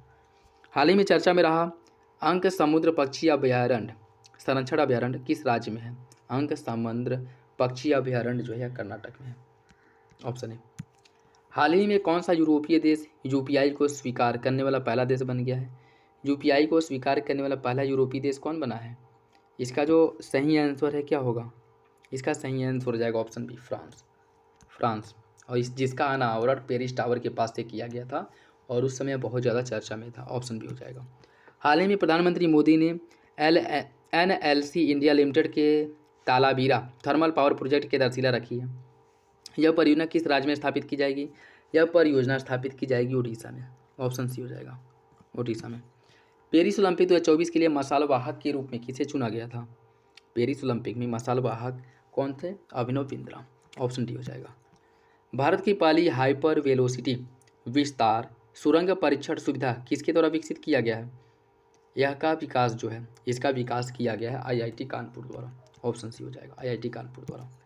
हाल ही में निम्नलिखित में से कौन सा राज्य स्वतंत्रता के बाद समान नागरिक संहिता अर्थात UCC पारित करने वाला पहला राज्य बन गया है? यह पारित किया गया था उत्तराखंड द्वारा। ठीक, ऑप्शन हो जाएगा। हाल ही में केंद्रीय युवा कार्यक्रम और खेल मंत्री अनुराग सिंह ठाकुर ने बिम्स्टेक्स एक्वेटिक्स चैंपियनशिप 2024 के पहले संस्करण का उद्घाटन कहाँ पे किया? इसका उद्घाटन कहाँ किया गया था? इसका उद्घाटन किया गया था नई दिल्ली में। नई दिल्ली में इसका उद्घाटन किया गया था। ठीक, ऑप्शन हो जाएगा। हाल ही में लक्ष्मी नारायण अंतर्राष्ट्रीय पुरस्कार निम्नलिखित में से किस प्रसिद्ध संगीतकार को दिया गया है? लक्ष्मी नारायण अंतर्राष्ट्रीय पुरस्कार किस संगीतकार को दिया गया था? A.R. रहमान, प्यारेलाल शर्मा, प्रीतम चक्रवर्ती या फिर गीता चतुर्वेदी? इसका सही आंसर क्या है? इसका सही आंसर है ऑप्शन बी, प्यारेलाल शर्मा को। भारतीय रिजर्व बैंक से पेमेंट एग्रीगेटर की मंजूरी पाने वाला पहला enterprise software as a service company कौन सी है? यह कंपनी है जोहो। कौन है? जोहो। ठीक, ऑप्शन डी। टाटा ट्रस्ट ने भारत का पहला अत्याधुनिक लघु पशु अस्पताल कहाँ लॉन्च किया है? इसे लॉन्च किया गया है मुंबई में। मुंबई में इसे लॉन्च किया गया। ठीक है। और भारत लिम्फैटिक फाइलेरियोसिस को कब तक समाप्त करने का लक्ष्य रखा है? भारत द्वारा लिम्फैटिक फाइलेरियोसिस को कब तक समाप्त करने का लक्ष्य रखा गया है? इसे जो है जो लक्ष्य रखा गया समाप्त करने का 2027 तक इसे समाप्त करने का लक्ष्य रखा गया। ठीक है, ऑप्शन भी हो जाएगा। हाल ही में नीति आयोग ने 4 शहरों के कायापलट की योजना बनाई है। इसमें से इस सूची में कौन सा शहर जो है शामिल नहीं है? मुंबई, सूरत, बेंगलुरु या फिर विशाखापत्तनम? इसका सही आंसर क्या है? इसका सही आंसर है ऑप्शन सी, बेंगलुरु। बेंगलुरु इसमें शामिल नहीं है। बेंगलुरु इसमें शामिल नहीं है। ठीक है, इसकी अगर हम बात करें तो मुंबई, सूरत, वाराणसी और विशाखापत्तनम इन 4 शहरों का चयन किया गया है। तो यह नहीं है वाराणसी। याद रखिएगा, उत्तर प्रदेश से एक शहर है वाराणसी। ठीक है। 11 फरवरी को यूनानी दिवस मनाया गया। 2024 के लिए इसकी थीम क्या है? 2024 के लिए यूनानी दिवस की थीम क्या है? 2024 के लिए यूनानी दिवस की जो थीम है वह एक पृथ्वी एक स्वास्थ्य के लिए यूनानी चिकित्सा, यह इसकी थीम है। Option D. हाल ही में खबरों में रहे गुप्तेश्वर वन को जैव विविधता विरासत स्थल घोषित किया गया है। यह जो है स्थल किस राज्य में है? उड़ीसा, झारखंड, मध्य प्रदेश या फिर राजस्थान? यह है उड़ीसा में। जो गुप्तेश्वर वन है उड़ीसा में स्थित है।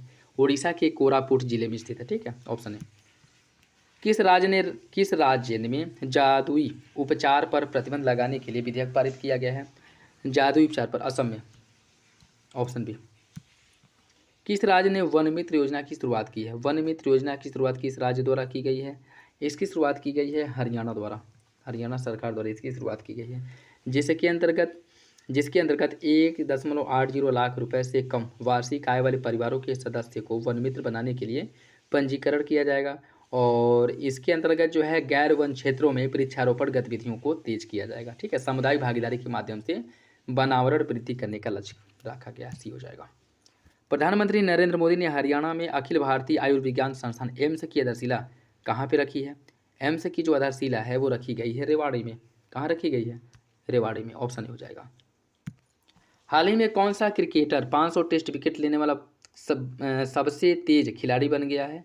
500 विकेट लेने वाले सबसे तेज खिलाड़ी कौन बने हैं? वो बने हैं आर अश्विन। ऑप्शन डी हो जाएगा, आर अश्विन।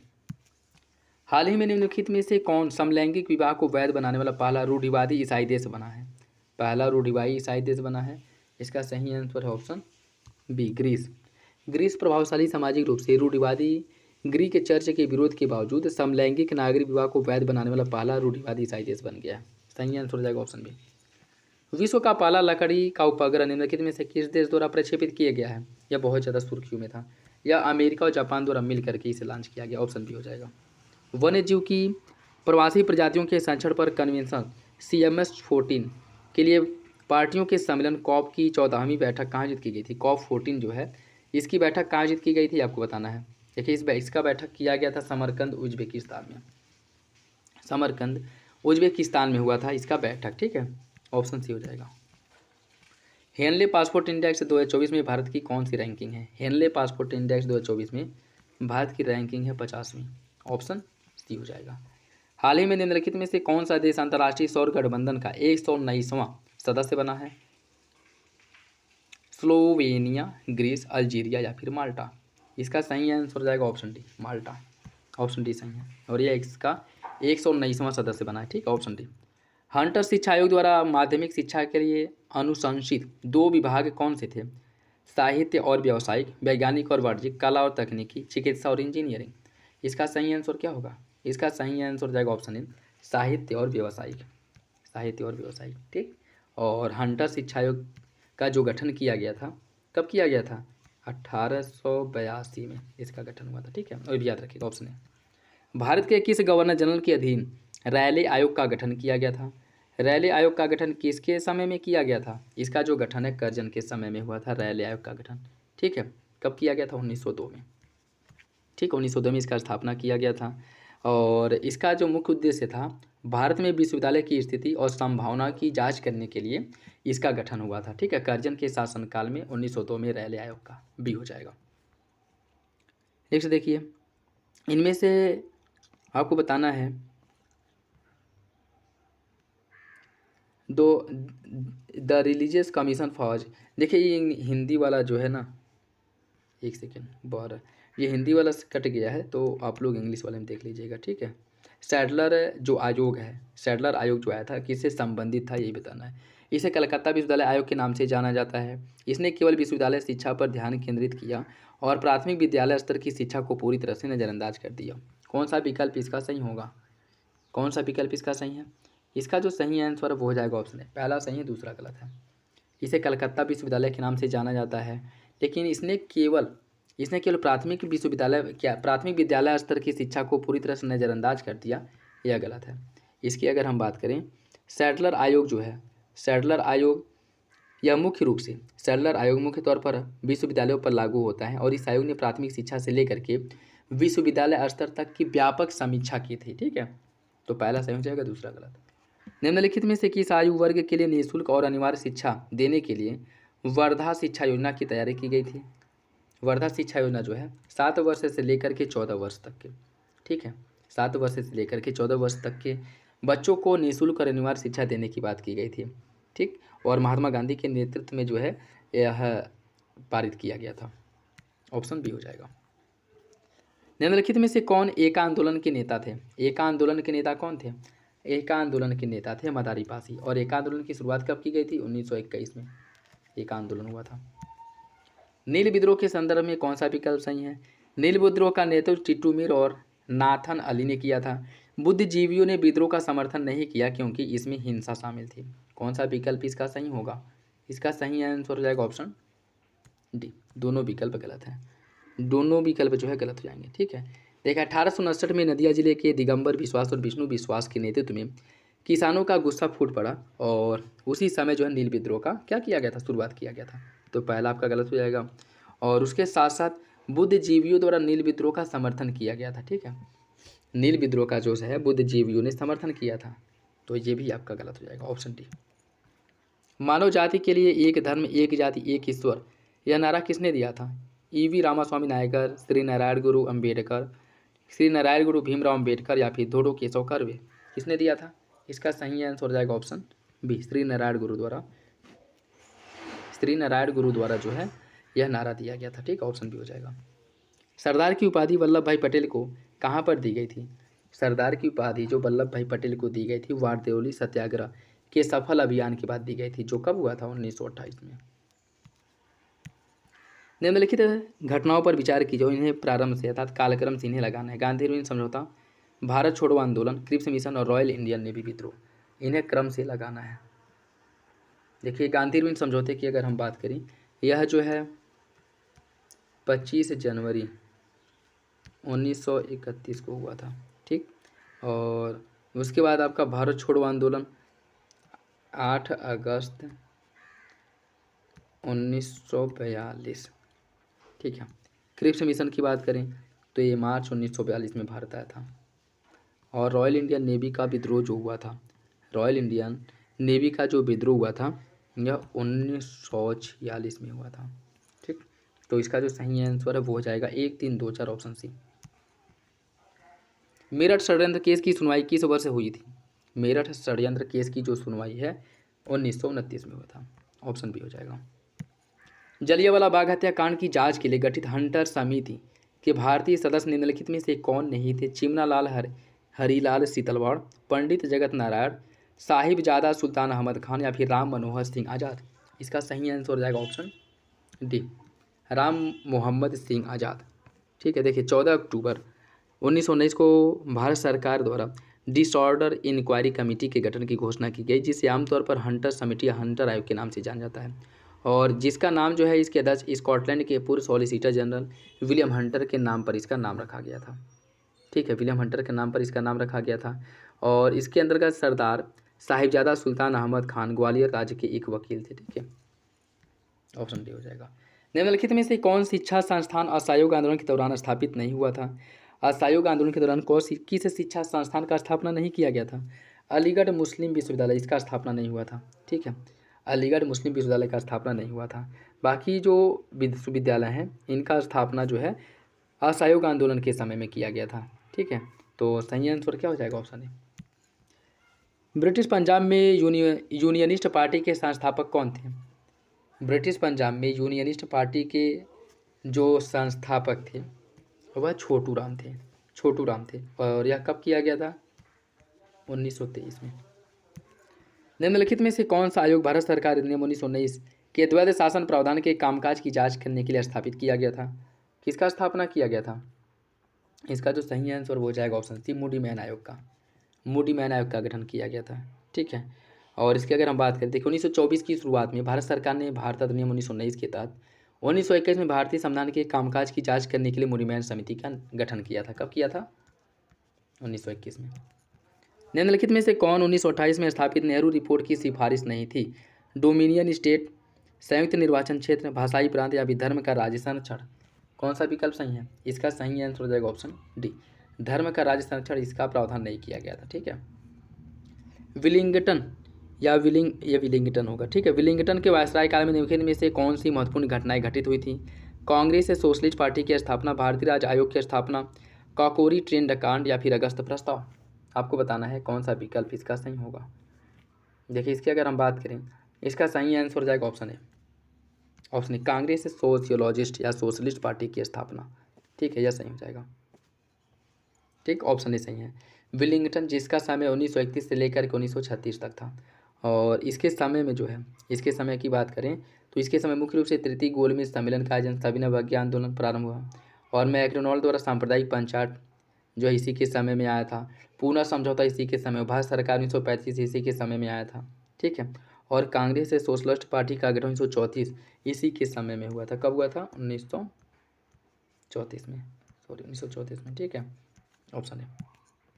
महात्मा गांधी ने किस वर्ष साप्ताहिक पत्र हरिजन का प्रकाशन शुरुआत किया था? इसका सही आंसर हो जाएगा ऑप्शन सी, 1933 में। महात्मा गांधी द्वारा जेल में रहते हुए 1932 में अखिल भारतीय अस्पृश्यता विरोधी लीग की स्थापना की गई, और जनवरी 1933 से साप्ताहिक पत्रिका हरिजन का प्रकाशन किया। ठीक है, इसकी शुरुआत की। Option C. संघर्ष के गांधीवादी विचार के विपरीत निम्नलिखित नेताओं में से किसने वैकल्पिक संघर्ष विजय रणनीति का प्रस्ताव रखा था? लाला लाजपत राय, रास बिहारी बोस, जवाहरलाल नेहरू या फिर भगत सिंह। इसका सही आंसर क्या होगा? इसका जो सही आंसर है वो हो जाएगा ऑप्शन सी, जवाहरलाल नेहरू। भारत स्त्री मंडल के संस्थापक कौन है मुख्य रूप से, जिन्होंने महिलाओं की शिक्षा पर जोर दिया था? डीके कर्वे, सरला देवी चौधरानी, ईश्वरचंद विद्यासागर या फिर रामाबाई रानाडे। कौन सा विकल्प इसका सही होगा? इसका सही आंसर ऑप्शन सी, सरला देवी चौधरानी। ठीक है, और इन्हीं के द्वारा जो है इलाहाबाद में भारतीय स्त्री महामंडल की पहली बैठक का आयोजन किया गया था। कब? 1910 में। निम्नलिखित में से किस मासिक पत्रिका विट्ठल भाई विट्ठल विध्वंसक प्रारंभ करने वाला पहला दलित कार्यकर्ता माना जाता है? गोपाल बाबा बालंगकर, ऑप्शन सी हो जाएगा। जस्टिस पार्टी आंदोलन, जस्टिस पार्टी आंदोलन के संदर्भ में निम्नलिखित में से कौन सा कथन सही है? यह आंदोलन गैर ब्राह्मण नेताओं द्वारा सरकारी सेवाओं में ब्राह्मणवादी वर्चस्व के विरोध में शुरू किया गया था। इस आंदोलन का प्रभाव क्षेत्र मुख्य रूप से उत्तर भारतीय राज्यों में था। कौन सा विकल्प इसका सही होगा? इसका सही आंसर हो जाएगा ऑप्शन है, पहला सही है, दूसरा गलत है। दूसरा गलत है, ठीक है, क्योंकि आंदोलन का मुख्य रूप से जो है दक्षिण भारत जो है वहाँ पर मुख्य रूप से यह ज़्यादा प्रचलित हुआ था, कह सकते हैं कि ज़्यादा व्यापक रूप से इसकी शुरुआत हुई थी, ठीक है। भारत सरकार 1935 के संदर्भ में निम्नलिखित में से कौन सा कथन सही है? प्रांतों को स्वायत्तता प्रदान की गई, लेकिन वे अभी भी किसी भी वित्तीय संसाधन के लिए वायसराय की सहमति पर निर्भर थे। गवर्नर जनरल को अवशिष्ट शक्तियां दी गई थी। कौन सा विकल्प इसका सही होगा? इसका सही आंसर हो जाएगा ऑप्शन बी, दूसरा सही, पहला गलत है, ठीक है। पहला गलत क्यों है? भारत सरकार नियम 1935 की बात करें अगर हम, तो 1935 में यह पारित किया गया था और इसके अंतर्गत जो है प्रांतों को राज्य सचिव और गवर्नर जनरल की निगरानी से मुक्त कर दिया गया। उन्हें स्वतंत्र वित्तीय शक्ति और संसाधन दिए गए, जिससे प्रांतीय सरकार को अपनी सुरक्षा व पैसे उधार लेने की अनुमति मिल सके, ठीक है। तो सही आंसर हो जाएगा ऑप्शन बी। निम्नलिखित घटनाओं पर विचार कीजिए और इन्हें प्रारंभ से अंत तक मतलब कालक्रम से सुमरित करना है। देखिए, इसकी अगर हम बात करें, अगस्त प्रस्ताव, CR योजना, वेवेल योजना और व्यक्तिगत सत्याग्रह। व्यक्तिगत सत्याग्रह, इसमें जो है व्यक्तिगत सत्याग्रह की शुरुआत जो है सबसे पहले हुई थी, कब हुई थी? व्यक्तिगत सत्याग्रह जो है यह 1940 में महात्मा गांधी द्वारा व्यक्तिगत सत्याग्रह की शुरुआत की गई थी, ठीक है। अगस्त प्रस्ताव जो पेश किया गया था ये भी 1940 में ही हुआ था, ठीक है, लील नीथगो के समय में। और उसके बाद जो है आपका अगस्त प्रस्ताव के बाद जो है व्यक्तिगत सत्याग्रह की शुरुआत की गई थी। और बस CR फार्मूला की बात करें तो सी राजगोपालाचारी द्वारा CR फार्मूला पेश किया गया था 1944 में, ठीक। और वेवेल योजना जो आया था 1945 में आया था। सही आंसर हो जाएगा 1, 4, 2, 3, ऑप्शन सी। 1920 में अवध किसान सभा का गठन निम्नलिखित में से किसके द्वारा किया गया था? अवध किसान सभा का गठन किया गया था बाबा रामचंद्र द्वारा, ऑप्शन बी हो जाएगा। निम्नलिखित नेताओं में से किसने ओडिशा में नमक सत्याग्रह का नेतृत्व किया था? ओडिशा में नमक सत्याग्रह का नेतृत्व किया था गोपाल बंधु या गोपबंधु चौधरी द्वारा, गोपबंधु चौधरी ने। निम्नलिखित में से किस समाज सुधारक ने ज्योतिबा फूले को महात्मा की उपाधि दी थी? किसके द्वारा जो है ज्योतिबा फूले को महात्मा की उपाधि दी गई थी? गोपाल कृष्ण गोखले द्वारा, गोपाल कृष्ण गोखले द्वारा, ठीक है। सही आंसर जो है वो हो जाएगा, एक सेकेंड, जी गलत है, गोपाल कृष्ण गोखले ने नहीं, विट्ठल राव कृष्ण वांडेकर ने दिया था, ठीक है, विट्ठल राव कृष्ण जी वांडेकर ने दिया था इन्हें महात्मा की उपाधि, ठीक, गलत दिया है, ऑप्शन सी हो जाएगा।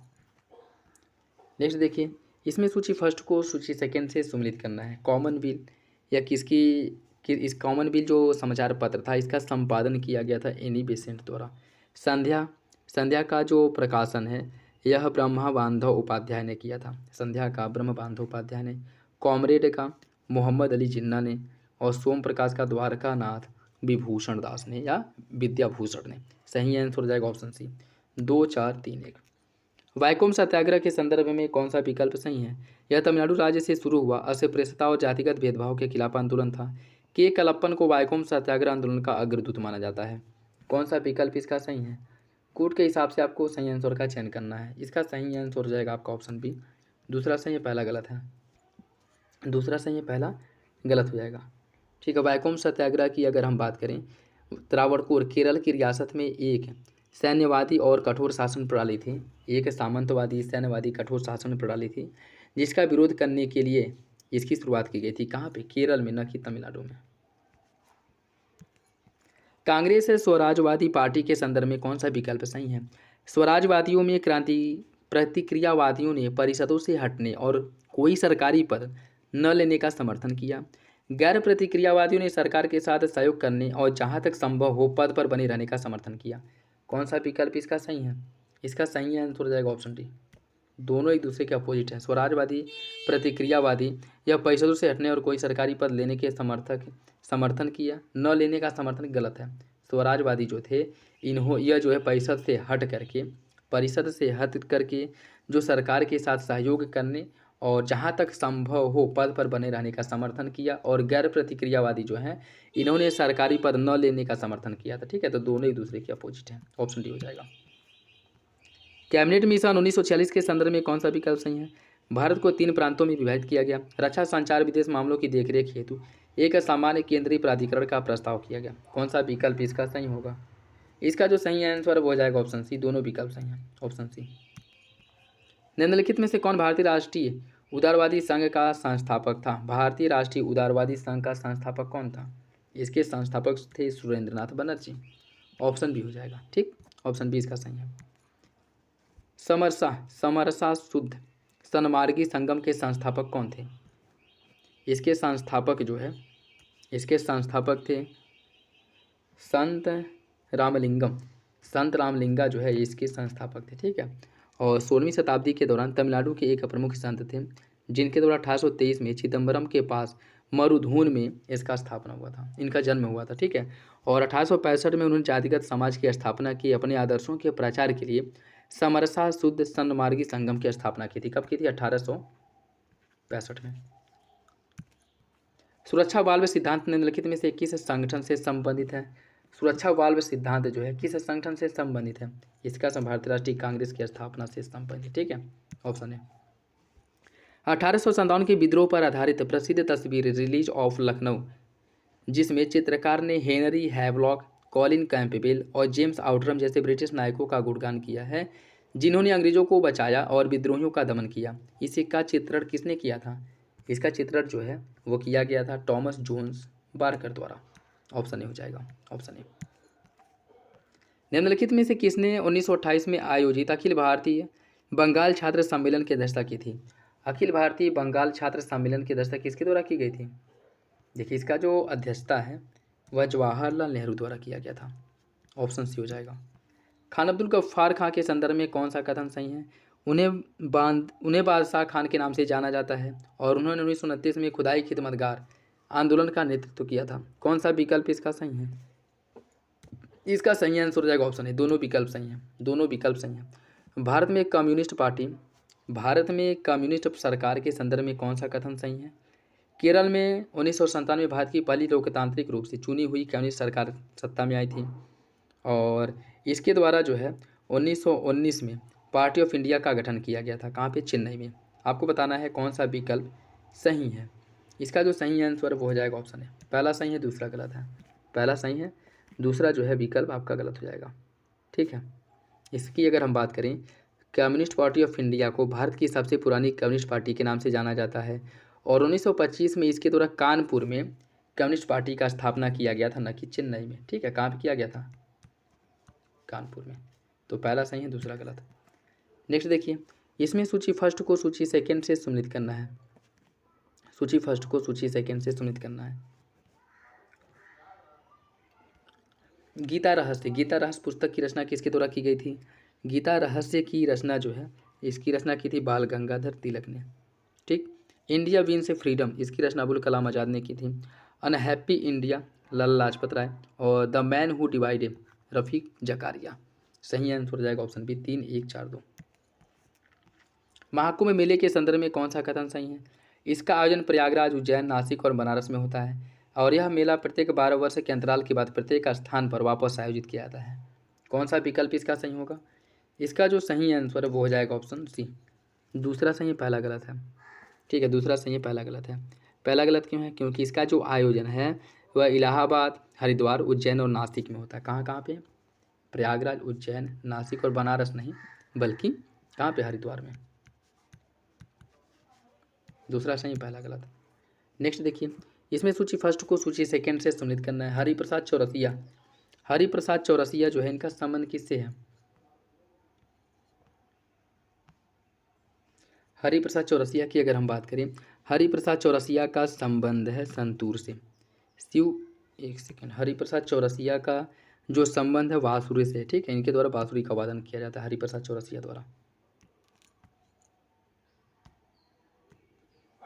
हरिप्रसाद चौरसिया द्वारा बांसुरी वादन किया। शिव कुमार शर्मा जो है संतूर वादक हैं। बिरजू महाराज जो है यह एक प्रसिद्ध कथक वादक है, ठीक है। और गिरिजा देवी यह ठुमरी में अपने विशेषताओं के लिए जानी जाती हैं, ठुमरी। तो सही आंसर हो जाएगा 3-1-4-2, 3-1-4-2। नेक्स्ट देखिए आज का लास्ट क्वेश्चन, निम्नलिखित में से कौन भारत में मराठा शासन के पतन का कारण नहीं था? तकनीकी उन्नति का अभाव और खराब युद्ध रणनीति, ब्रिटिश औपनिवेशिक शक्ति का उदय, मुगल साम्राज्य का उदय या फिर अकुशल नेतृत्व। इसका सही आंसर क्या होगा? इसका सही आंसर हो जाएगा ऑप्शन सी, मुगल साम्राज्य का उदय। यह जो है इसके पतन का मुख्य कारण नहीं था, ठीक है। बाकी तीनों जो है इसके पतन के मुख्य कारण थे। तो ये था आज का last question. I hope video आप लोगों को अच्छा लगा होगा। वीडियो पसंद आए तो लाइक करिए, चैनल पर नया है तो सब्सक्राइब कर ले और बेल आइकन को प्रेस कर ले, जिससे वीडियो की महत्वपूर्ण नोटिफिकेशन आप लोगों को मिलती रहे। और किसी भी क्वेश्चंस को लेकर के कोई डाउट हो, कन्फ्यूजन हो, कमेंट बॉक्स में कमेंट करके पूछ सकते हैं। तो चलिए मिलते हैं अगली वीडियो में, तब तक के लिए धन्यवाद। और अपना फीडबैक जरूर दीजिएगा, और किसी क्वेश्चंस को लेकर के कोई डाउट हो तो कमेंट बॉक्स में कमेंट करके जरूर पूछिए, ठीक है। चलिए मिलते हैं अगली वीडियो में।